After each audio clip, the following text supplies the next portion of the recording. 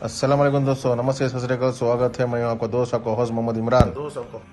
दोस्तों, आज एक चीज मैं पते की चीज आपको सुनाना चाहूंगा। दोस्तों, जो कहानी है एक बेटे की है और एक माँ बाप की और एक लैंडलॉर्ड की, जो खास घर जिसके पास होता है उसकी कहानी है। दोस्तों, अगर आप तो आज की कहानी में सुनाना चाहूंगा आपके पास।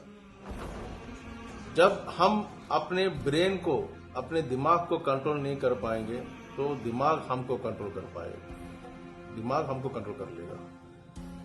आज यही कहानी में मैं बात करूंगा, ब्रेन कंट्रोल ना करने की वजह से क्या हो सकता है।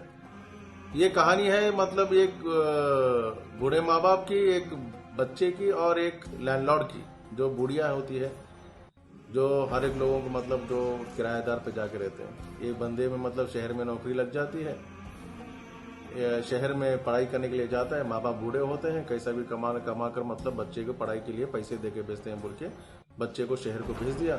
शहर में मतलब ये जाके घर ढूंढ के एक जहाँ पे एक छोटा सा उसे मकान मिल जाता है, जिसकी लैंडलॉर्ड जो है बुढ़िया होती है, तो उसके रिक्वेस्ट करके उसके मकान में वो रह लेता है किराए के लिए। और वो पढ़ाई करते करते मतलब एक साल बीत जाता है। वो साल जब बीतता है, ड्यूरेशन ऑफ 1 ईयर, तब वो देखता है उसके पास हर एक लोग आके है ना ब्याज में पैसा लेते हैं, इंटरेस्ट पे पैसा लेते हैं। जैसा कि किसी के पास सामान है तो सामान रख के वो बुढ़िया के पास पैसा ले लेते हैं, कई दूसरे चीज़ के मतलब घड़ी रख के पैसा ले लेते हैं, या मतलब किसी पैसा चाहिए तो वो इंटरेस्ट बढ़ा के उसको पैसा देती। यानी वो देखता था मतलब ये बंदों के पास इतना ज्यादा ब्याज में पैसा क्यों देती है। वो उस मतलब गुस्सा जब वो देखता है ना, वो उसको गुस्सा आते रहता है उस बुढ़िया के ऊपर। यानी लोग जो तकलीफ में आके उसके पास पैसा पूछते हैं तो वो ज्यादा ब्याज में पैसा क्यों ऐसा देती है, मतलब उसको फ्रस्ट्रेशन मतलब होता था जब भी वो देखता था। अभी मतलब चंद दिनों के बाद क्या हुआ, उसके गांव से फोन आता है, बेटा तुम्हारे माँ बाप की तबीयत सही नहीं है, हम तुमको स्कूल की फीस के लिए पैसा नहीं भेज सकते, यानी कॉलेज की फीस जो भी है उसको पैसा नहीं भेज सकते हैं, तुम भी यहाँ पे आ जाओ, हम नहीं कर सकते हैं। तो उसने क्या किया, अब उसके दिमाग में ये आया कि मतलब अब कोई चारा नहीं है, उसको पढ़ना भी था कि वो पढ़ाई भी नहीं छोड़ सकता था। तो उसने क्या किया, मैं एक काम करता हूँ, मैं ब्याज में पैसा लेता हूँ बूढ़ी के पास जाके। तो उसने बूढ़ी के पास गया तो बूढ़ी के पास बोला, ये मेरी आप वॉच है, ये वॉच आप रख लें, मेरे को थोड़ा पैसे चाहिए। ठीक है, तो बूढ़ी क्या की, मतलब सीधा जाके वहां पे एक खिड़की थी, खिड़की के पास जाके खड़ गई। वो देखना चाहती थी वॉच कैसी है, मतलब धूप में। तो वो बंदा वहां पे ही बैठा था, सीधा गया उसके पास और उसका गला दबा दिया। यहाँ पे थोड़ा चीज नोट करने की है, सीधा गया उसको गला दबा दिया। गला दबाते मतलब वो बुढ़िया इतनी तड़पती थी, मतलब वो दबाते गया। उसके बाद उसको नाक से खून बहने लगा। खून बहते ही जब उसके हाथ में गिरा तो उसको होश आ गया।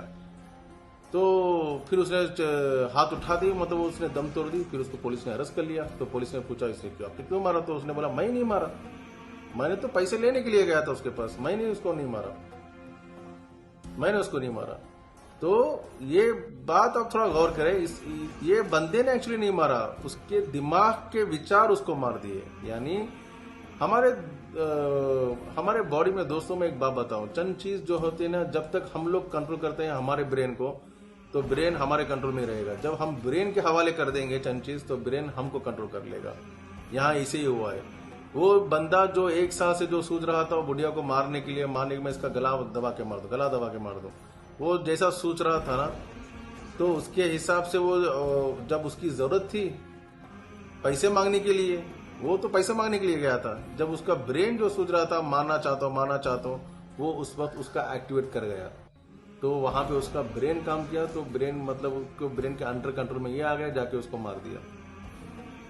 दोस्त, जब भी हम लोग ऑफिस जा रहे हैं ना, कभी भी जब शुरुआत अच्छी होती है तो ऑटोमेटिकली हमारे क्या होते हैं, बराबर जैसे रास्ते वस्ते जैसा होते हैं उसके हिसाब से रास्ता मोड़ गाड़ी लेके जाती है, हमको ऑफिस पहुंच जाते हैं।